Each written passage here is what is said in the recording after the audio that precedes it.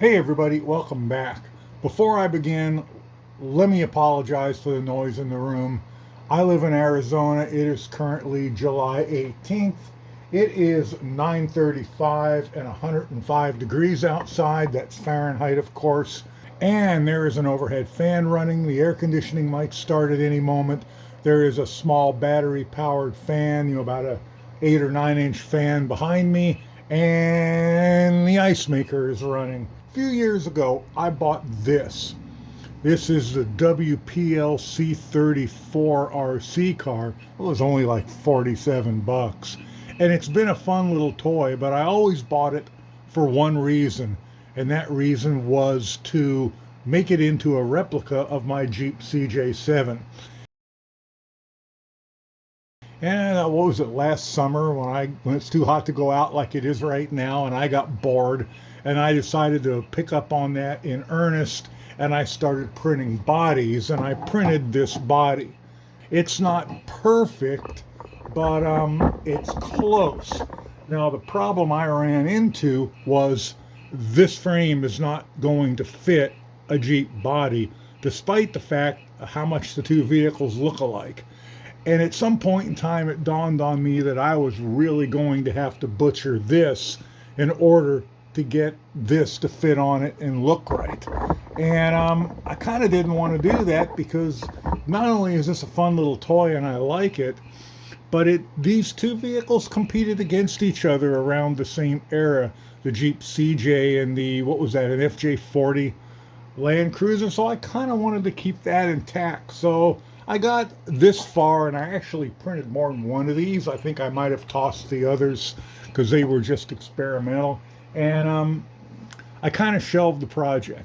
Well, now once again, it's too bloody hot to go outside, and I decided to start this project up again.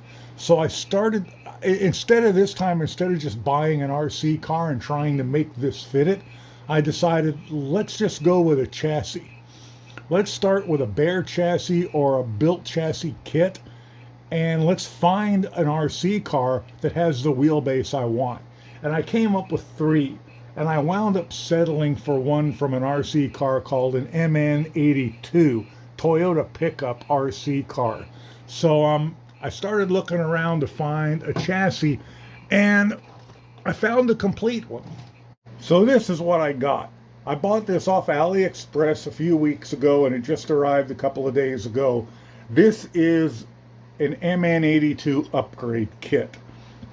And and you can see the box. This is the condition it arrived in.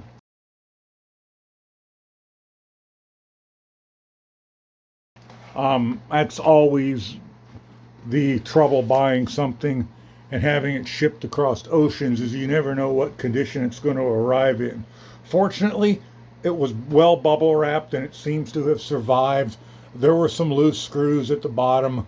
Who knows whether I have everything or not, since multiple holes had been punched in the box. But this is the frame itself. It is all aluminum. It's all metal everywhere. I'm not saying there aren't some little plastic pieces here and there, but if there are, I haven't seen them. It is an interesting setup, four-wheel drive, obviously, and so this should be just very much like the MN82, since it is an upgrade kit. And I tried to stick with upgrade parts for that. And let me tell you, I got into some RC forums and I started asking questions, and I figured out pretty early on that it was hopeless, that I was not going to get any kind of answer that made any sense to me. And I'm a noob at this stuff. Don't think I have any clue what I'm doing, because I'm really just spitballing here with this stuff. But I find this to be pretty interesting. It is all set. It arrived. This is the condition it arrived in. It arrived completely assembled like this. Whether it's assembled well or not is anybody's guess. It's supposed to be all metal gearboxes and differentials. I paid 77 bucks for this, plus I think they wanted $8 or $9 shipping, something like that. I caught it on an AliExpress sale because that's the kind of thing I do. The shocks obviously are not oil shocks, and it's kind of strange. It's got shocks and coilovers in the back and leaf springs, and of course the leaf springs are there just to locate the axle. Interesting design though. I've never had a Toyota pickup truck, so I don't know exactly how they were. And then in the front, it's got a 4-link and coil-over shocks. Whether these shocks can be filled with oil or whether I need to replace them with oil shocks, I don't know. But they're good enough for right now. So that's what arrived. Also in the box were wheels and tires. And I haven't even opened those and looked at them yet. And then there were some bags of small parts. I'm assuming this holds the wheels and tires on and that this is steering gear. There's some little bearings in there. And yeah, I'm assuming that's got something to do with the steering, but I just don't know yet. So I've got to figure that out. But if we take my Jeep body, and we can see, oops, sorry, I bumped the camera. We can see that the wheelbase is almost perfect. Now, it extends a little bit too far, and I'm going to have to cut away, and I already cut away some of the body in the back to fit the other one. I'm going to have to cut that away even more. And I'm also going to have to put the tires on it and see exactly how high it's supposed to sit up. The Jeep does have a projection in the front, a shelf like that, where I've got a winch mounted now on mine.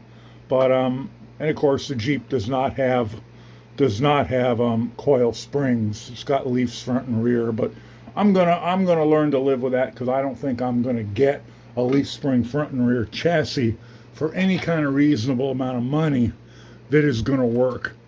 I also picked up a motor, and yes, I also did research on the motor, and this is kind of not really going to be a crawler, kind of halfway between a crawler and a basher. And I bought a servo for the front.